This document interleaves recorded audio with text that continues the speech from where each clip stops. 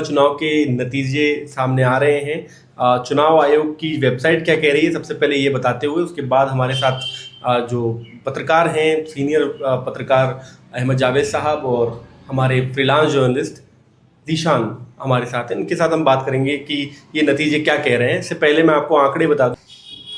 मैं हूं कासिम और आप देख रहे हैं मकतूब मीडिया। बिहार विधानसभा चुनाव के नतीजे सामने आ रहे हैं। चुनाव आयोग की वेबसाइट क्या कह रही है, सबसे पहले ये बताते हुए उसके बाद हमारे साथ जो पत्रकार हैं, सीनियर पत्रकार अहमद जावेद साहब और हमारे फ्रीलांस जर्नलिस्ट जीशान हमारे साथ हैं। इनके साथ हम बात करेंगे कि ये नतीजे क्या कह रहे हैं। इससे पहले मैं आपको आंकड़े बता दूं। इलेक्शन कमीशन की वेबसाइट ये कह रही है कि जदयू को, नीतीश कुमार की पार्टी को 82 सीटें मिल रही हैं, भारतीय जनता पार्टी को 78 सीटें मिल रही हैं, राष्ट्रीय जनता दल आरजेडी को 34 सीटें, लोजपा को 22, कांग्रेस को 6 और सीपीआई-एमएल को 6 सीटें। तो ये अभी तक के रुझान हैं, जो शुरुआती रुझान हैं। अभी काफ़ी जो पेटियां हैं वो खुलना बाकी हैं और बिहार के नतीजों में ये हमेशा से रहा है कि वो बाद में काफ़ी बदलते हैं और थोड़ा उसके लिए इंतज़ार हमको करना पड़ेगा। पहली प्रतिक्रिया आपकी क्या लग रहा है जो मैंने आंकड़े बताए इन नतीजों से? आप मेरी नज़र में ये नतीजे गैर मुतवक्का नहीं है। हाँ, बीजेपी बहुत अच्छा कर रही, ये गैर मुतवक्का लग रहा है।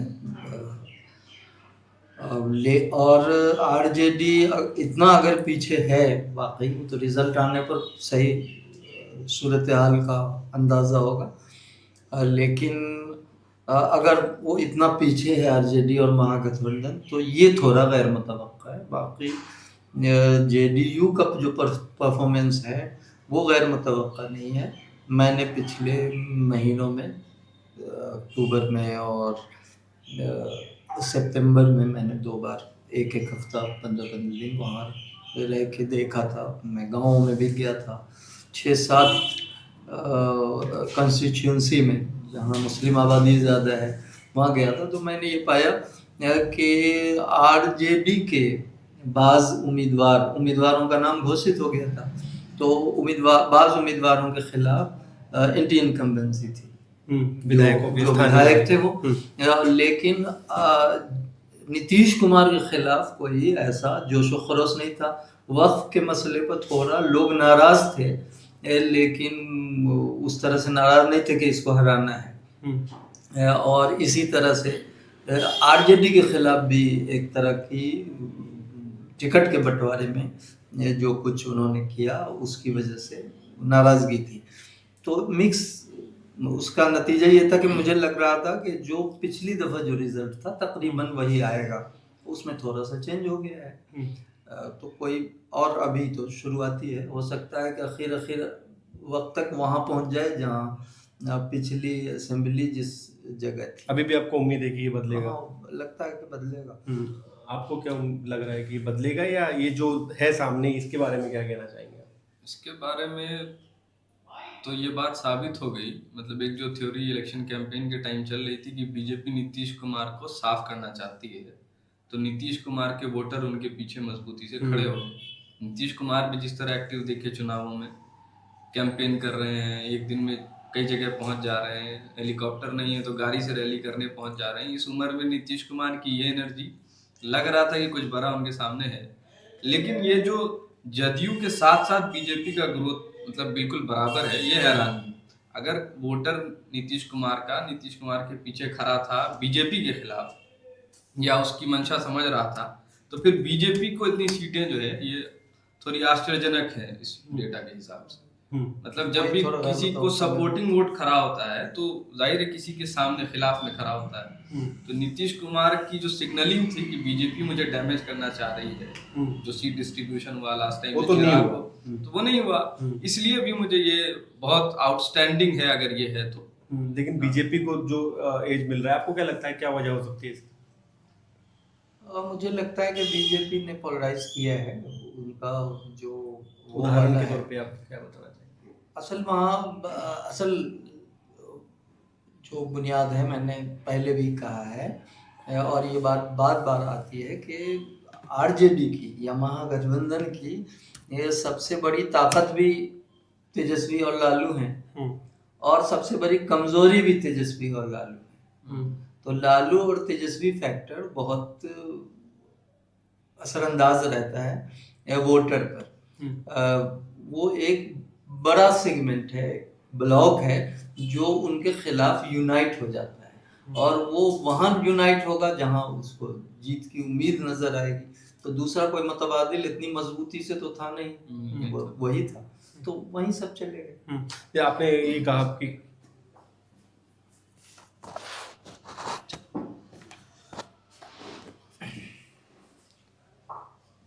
आपने ये कहा कि कम्युनल करने में कहीं ना कहीं बीजेपी को फायदा मिला।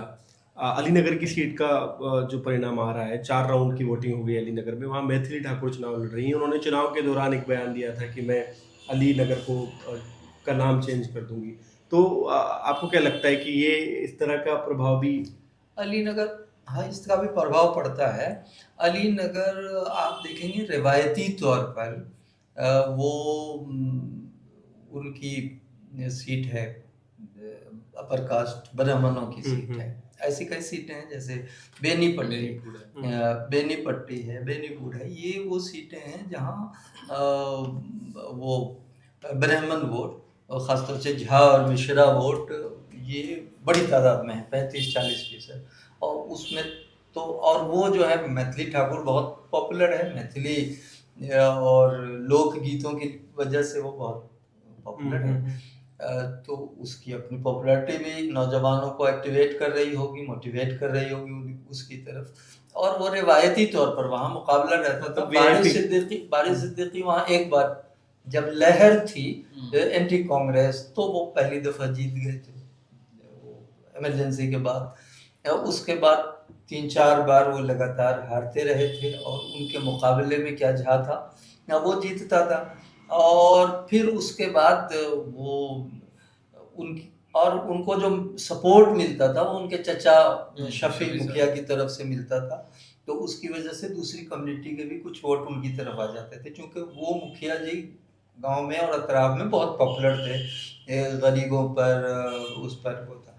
लेकिन जैसे ही उनका इंतकाल हो गया, अब्दुल बारी सिद्दीकी समझ गए कि अब हमारी वहाँ जीतना मुश्किल है, तो उन्होंने इलाका ही बदल दिया। तो वहाँ पर उसका जीत जाना कोई बहुत गैर मुतवक्का नहीं है। ये जो कम्युनल पॉलिटिक्स वाला एक बात कही है आपने, उसके बारे में आपकी क्या राय है? क्या बीजेपी वाकई इसमें कामयाब हुई? कोशिश तो उसने आखिरी कैंपेन के बिल्कुल आखिरी हिस्से में नित्यानंद राय ने मंच से, स्टेज से कहा, अपील की कि हिंदुओं एक हो जाओ, संगठित हो जाओ। योगी जी ने कैंपेन किया, योगी जी ने दरभंगा केवटी के आसपास के इलाकों में जो कैंपेन किया है, उन्हें कहा कि ये तो चुनाव ऐसा है कि जैसे यहाँ कुछ होगा तो सीमा पे हालात बदलते हैं, वैसे इधर के हालात बदल जाएंगे। इस तरह का कंपैरिजन आप तो, कोशिश तो भरपूर की है बीजेपी ने, लेकिन इसके बावजूद मैं ये कह रहा हूँ कि ये जो रिफ्लेक्शन आप देख रहे हैं, ये फ्री बीज का रिफ्लेक्शन हो सकता पक्का है। 10,000 ने काम किया है। और नीतीश कुमार के पीछे जो उसका एबीसी वोट है, जो नीतीश कुमार से सिंपैथी रखता था या लगता था कि Nitish Kumar is important in Bihar, तो वो फैक्टर भी काम किया है। इस दोनों ने मिलके इसको बहुत कंपाउंडिंग तौर पे एक्सपोनेंशियली बढ़ा दिया। एक और फैक्टर है वहाँ, जैसे ये तत्वा, बहुत बात लोग करते रहे कि तत्वा जो है वो इधर आ गए, तांती तत्वा जो है वो आरजेडी की तरफ आ गया है। हम लोगों को भी लगता था कि शायद आ गया हो, इसलिए कि तत्वा को नीतीश कुमार ने एससी में इंक्लूड कर लिया था, एससी रिजर्वेशन उनको दे दिया था। और वो उनके खिलाफ ये पासवान लोग वहाँ के जो एससी पहले से एससी हैं, वो कोर्ट चले गए थे। तो कोर्ट में, हाई कोर्ट में वो केस हार गए थे। फिर भी वो उसकी अपील सरकार ने की, तो सुप्रीम कोर्ट में वो केस था। अभी ज़्यादा दिन नहीं हुए, अगस्त में उस केस का फैसला आ गया, ताती तत्वा के खिलाफ आ गया। तो तत्वा के जब खिलाफ आया तो उसका डिस्क्रेडिट बीजेपी को जाता है।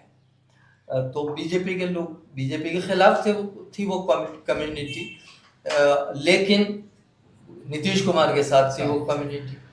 तो अब इस ऐसे में वो फैसला नहीं कर पाते हैं कि हमें किधर जाना चाहिए। जिधर भीड़ जाती है तो बाकी लोग भी उधर चले जाते हैं, तो इसका फायदा बीजेपी को भी मिल गया हो, ये कहा जा सकता है। लेकिन आरजेडी कोई एक क्या गुप्ता या किसको लेके आ गई आईपी थी, गुप्ता हाँ, लेके आ गई थी कि ततवा पर उनका बड़ा असर है। मैं पर्सनली जानता हूँ और मैंने ततवा कम्युनिटी के साथ थोड़ा काम भी किया है। हमारे कई दोस्त और सोशल वर्कर और लीडर हैं, सहरसा में ये बहुत हैं, मधुबनी दरभंगा वगैरह में ये कम्युनिटी अच्छी तादाद में है। तो इनकी बिरादरी के जो लीडर हैं वो एनडीए में जुड़े हुए हैं। उनको हमने लाने की कुछ लोगों ने कोशिश की थी कि वो जन स्वराज में आ जाए, तो उनको लीडर बनाया जाए जन स्वराज का। लेकिन जो लीडर पॉपुलर हैं और जो कम्युनिटी के लीडर हैं इस तरह के हैं जिनकी साख है बिरादरी में, उनमें से कोई तैयार नहीं हुआ था। और वो एनडीए में उनको उम्मीद थी कि एनडीए बेहतर करेगी तो हमें और मिलेगा। और कल को एनडीए जो है वो पार्लियामेंट से बिल पास कराएंगे नीतीश कुमार, ये उन्हें उम्मीद थी। तो वो नीतीश कुमार पर इसलिए भरोसा करते हैं कि उन्होंने अब तक जो जो स्कीमें दी हैं वो दी हैं, जो वादा किया वो उस पर वो खड़े रहे। मुसलमानों के साथ भी नीतीश कुमार ने वादा किया था, उस पर वो खड़े रहे थे, मुसलमान ही उनके साथ नहीं गए। लेकिन ये कितने आश्वस्त हैं आप दोनों ही कि नीतीश कुमार ही मुख्यमंत्री होंगे? अब ये तो कहा नहीं जा सकता, ये तो बाद में हो सकता है कि नीतीश अगर कुमार सरकार जैसे कि रुझान दिख रहे हैं कि सरकार तो आ रही है और वो उसमें जेडीयू को अच्छा नंबर्स भी है। अब अखलाकी दबाव बन गया है बीजेपी पर, तो ऐन मुमकिन है। और अगर मान लीजिए नहीं बनाते तो नहीं बनाएंगे, हो सकता है कि वो उसी जेडीयू के किसी और को बना दे, ये भी हो सकता है। लेकिन उसका वो होगा, बैकफायर होगा, आपको क्या नुकसान होगा, एनडीए को बहुत नुकसान होगा। हो सकता है पार्टी टूट भी जाए। बिल्कुल। नीतीश कुमार जो रुझान है अभी तक 11 बजे हैं और जो हमारे सामने रिजल्ट दिख रहा है रिफ्लेक्शन उसका, इसके हिसाब से तो इंडिया का सबसे बड़ा एसेट नीतीश कुमार साबित हो रहे हैं। तो बीजेपी क्यों चाहेगी कि नीतीश कुमार को इस टाइम जो है हटा दिया जाए या कोई एक्सपेरिमेंट किया जाए जो बैकफायर हो जाए? छवि है वो मुसलमानों को लेकर भी बहुत भले छवि पॉजिटिव बीजेपी को पसंद नहीं है, मतलब ये छवि नीतीश कुमार की बीजेपी तो बहुत पसंद नहीं करती है, उसकी पॉलिसी से टकराव होता है इस बात पे। इसके बावजूद जो वोटर वो लेके अपनी तरफ आ रहे हैं, जो परसेप्शन जीत रहे हैं, परसेप्शन मीनिंग गेम में नीतीश कुमार बहुत आगे हैं। और जो कहा जा रहा था कि 10,000 ईबीसी महिलाएं, और मुझे तो लगता है इस पूरी टैली को देख के कि मुसलमानों ने भी नीतीश कुमार को जहां जहां संभव हुआ वोट दिया है। और उनको नहीं, वो कमजोर करना नहीं चाहते थे। एक आंकड़ा मेरे सामने है बलरामपुर सीट का, जहाँ पे एमआईएम के आदिल हसन चुनाव लड़ रहे हैं, महबूब आलम जो कि पुराने नेता हैं वहाँ पे, संगीता देवी। इसमें ये दिखा रहा है कि आदिल हसन 8,074 वोटों से पीछे हैं, महबूब आलम 13,898 वोटों से पीछे हैं और लीड कर रही हैं संगीता देवी जो कि लोक जनशक्ति पार्टी से है, और वो उनको टोटल वोट 24,975 मिला है। इससे क्या समझ रहे हैं आप? ये क्या एमआईएम सिर्फ इस सीट पे नहीं, पूरे चुनाव में जो कहा जाता है एमआईएम को लेकर? वहाँ देखिए, वो इसमें गैर मुतवक्का नहीं है ये रिजल्ट। वहाँ जब भी तिकोना मुकाबला होता है और दो मुसलमान खड़े हो जाते हैं तो तीसरे को फायदा हो जाता है। शाहनवाज हुसैन किशनगंज में इसी तरह से जीत गए थे कि कांग्रेस और जनता दल आमने सामने थे, तो उसको बीजेपी को फायदा हो गया। लेकिन क्या ये प्रभाव और सीटों पे भी पड़ेगा, ऐसा लग रहा है आपको? हाँ, इस तरह का प्रभाव पड़ेगा। क्या लगता है? पर ये वोट का ये बंटवारे होंगे, इसलिए कि इस बार कोई वैसा किसी को हराना है, किसी को जिताना है, इसका बहुत जोश नहीं था। ये आदिल पॉपुलर चेहरा है एमआईएम का बिहार में और बहुत वोकल बोल्ड प्रवक्ता है। देश भर में लोग एमआईएम को अब आदिल साहब के नाम से भी जान रहे हैं, पहचान रहे हैं। तो ये अपील तो ग्राउंड पे जरूर नौजवान मुसलमानों के बीच रही होगी, रही है, जो नजर भी